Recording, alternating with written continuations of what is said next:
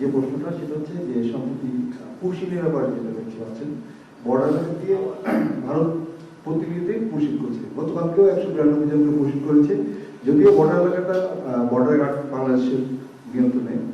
তো পাশাপাশি ওই এত বড় বর্ডার তো একা বর্ডার মনে হয় করতে পারছেন না বিজেপি। তো সেক্ষেত্রে আপনাদের কোনো পরিকল্পনা আছে নাকি যে মানে পুশিনের ব্যাপারে আপনারা কোনো উদ্যোগ নিয়েছেন? ধন্যবাদ। পুশিং আমরা লক্ষ্য করছি, এটা কোনোভাবেই কাম্য নয়। প্রথম কথা হলো সেটা যে একটা পুশিং হতে থাকবে আর আমরা বসে থাকব, এটা ভাবারও কোনো অবকাশ নেই।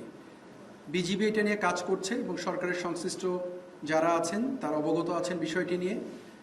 ইন্টারন্যাশনাল কনভেনশন অনুযায়ী একটা পার্টিকুলার জায়গা পর্যন্ত সেনাবাহিনী যেতে পারে, তার বাইরে যেতে পারে না প্রয়োজন ছাড়া।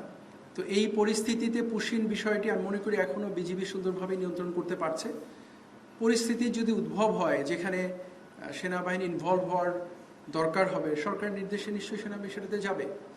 বাট এই মুহূর্তে BGB is managing it very nicely এবং নিয়ম প্রথা অনুযায়ী তারা কাজটা করছে।